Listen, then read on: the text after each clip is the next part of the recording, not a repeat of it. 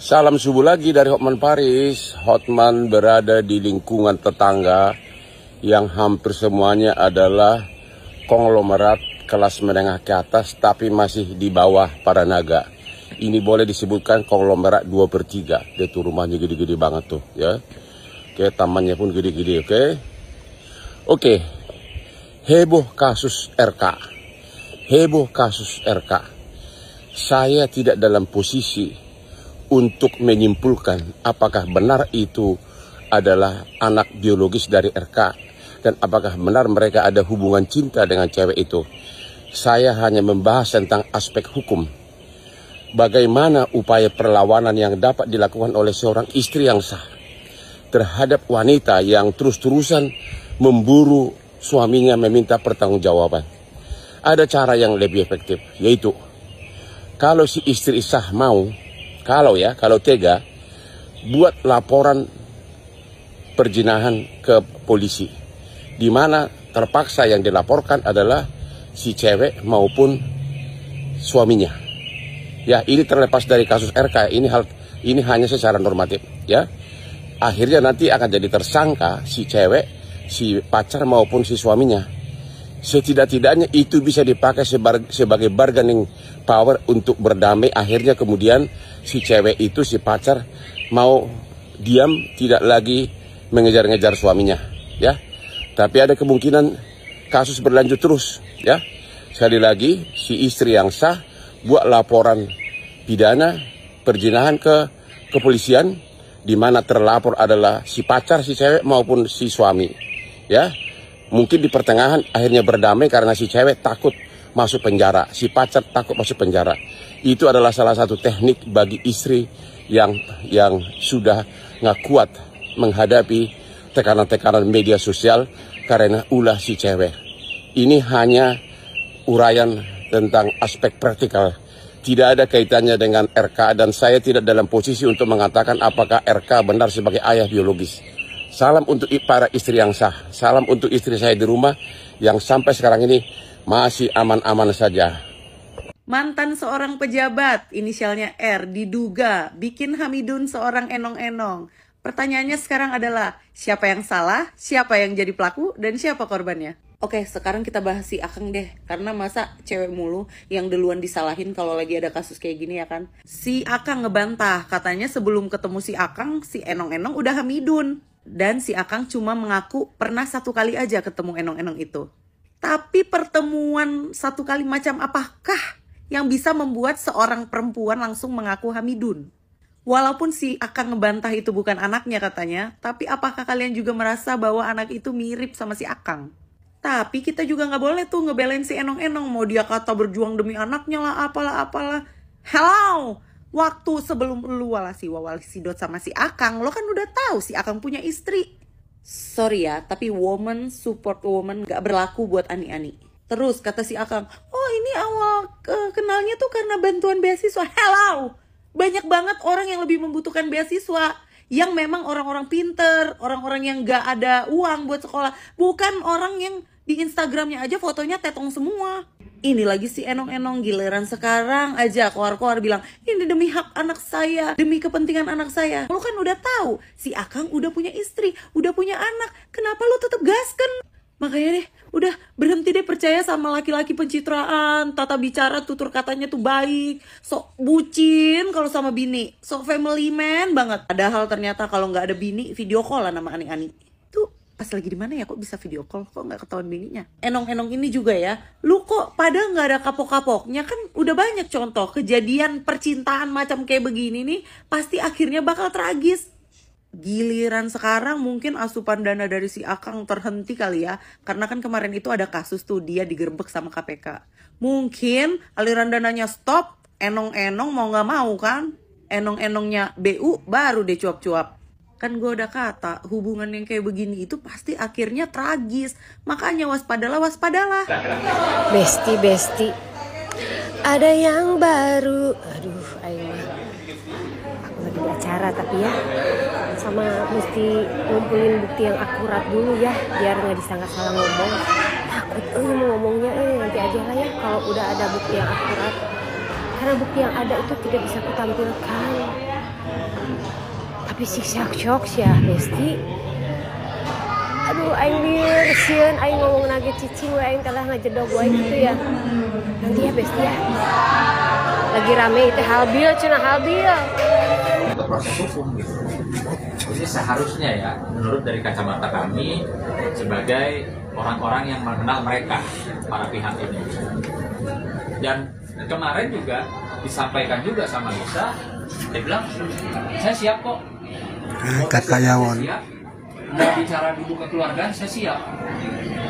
Nah itu yang disampaikan oleh Lisa kepada saya. Kemarin kita sampai pagi ini, tadi juga masih komunikasi, ya bahasanya sama. Udah bang, ini udah banyak yang nimbrung katanya. Saya udah dihujat, padahal saya ingin memperjuangkan hak anak saya gitu. Ya udah tes DNA aja. Bang, bisa sudah menunjuk abang atau tim abang sebagai kuasa hukum atau? Nggak ada, kan saya bilang ya, saya berinisiatif karena saya mengenal mereka, para pihak, saya berinisiatif kalau bisa hal-hal seperti ini kan diselesaikan, duduk bersama. Kasarnya kenalnya baik-baik, mungkin mereka dulu awalnya kenapa selesai ada Surat terbuka untuk Pak Ridwan Kamil. Merujuk ke permasalahan yang sedang Bapak alami, alangkah baiknya tolong diselesaikan sesegera mungkin. Mulai sekarang, lakukan upaya-upaya yang sekiranya bisa membuahkan hasil agar semuanya jelas. Dan kita sebagai netizen bisa menilai siapa yang salah dan siapa yang benar. Kalau hanya sebatas klarifikasi aja, menurut saya itu nggak cukup, Pak.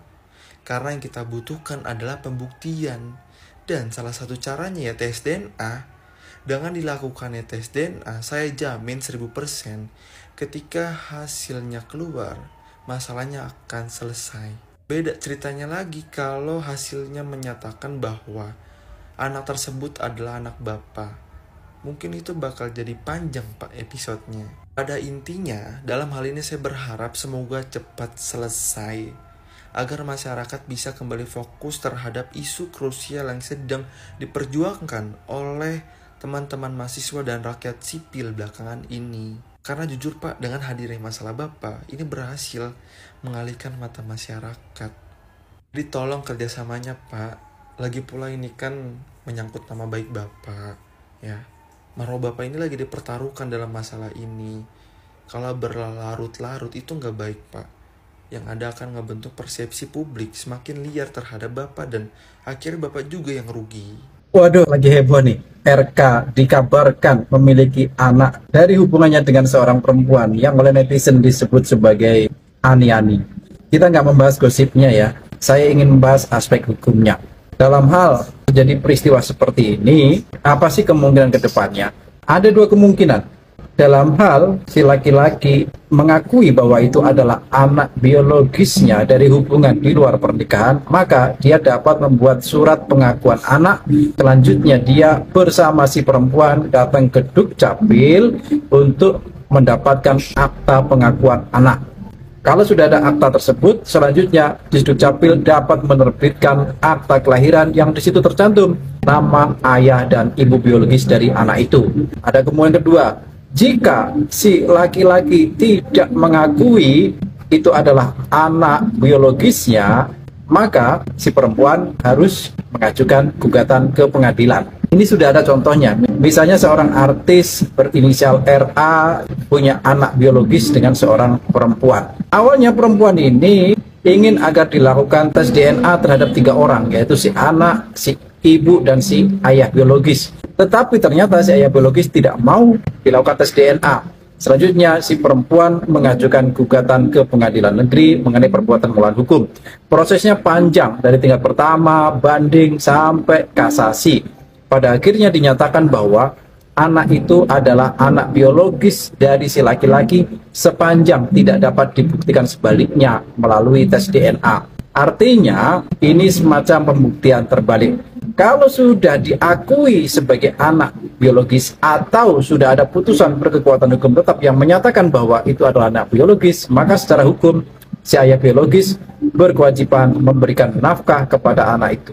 Dan kalau tidak dilaksanakan bagaimana? Ya, nanti ada konsekuensi hukumnya baik perdata maupun pidana. Jelas. Elisa, lo lihat nggak temen lo baru aja bikin klarifikasi. ngadi-ngadi sih lu? Tuh temen lu bakalan ngebuka bukti-bukti. Halu lu, gue udah bilangin lu jangan nyari-nyari masalah ya.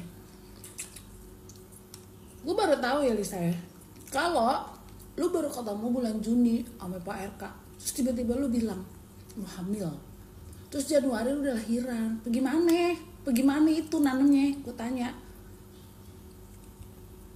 Jangan ngadi-ngadi lu ya. Dia udah rame nih berita di luar. Lu tahu nggak? Bu Cinta kasihan, sedih. Ngapain lagi sih lu? Lu ya, gue baru tahu juga nih kalau ternyata ya kemarin lu minta duit katanya buat sekolah. Terus lu sekolah apa kagak? Gue tanya. Boro-boro lu sekolah, madol mulu kerjaan lu ya. Heran gue. Jadi tuh lu minta duit tuh buat apa? Sekarang gue tanya. Sementara lu ternyata pas bulan Juli itu lu udah hamil. Buat apa? Gue tanya. Heran banget lu ya. Nyari-nyari masalah aja. Kagak kapok-kapok Udah, gue bilang udah. Paham kagak? Gue sabet lu ya. Ribet ya nih anak. Jangan nyari-nyari masalah lu. Bagus lu ya. Gak gue apa-apain lu ya. Dari dulu begitu aja kerjaan lo. Kesel dah gue. Udah, gue bilang udah. Awas lu ya. Bilang lo sama pengacara lo pakai mau tes DNA lagi. Udah siap lo. Jangan ngaco aja, jangan asal ngomong aja lu. Keluar dari bacot lo, heran gue.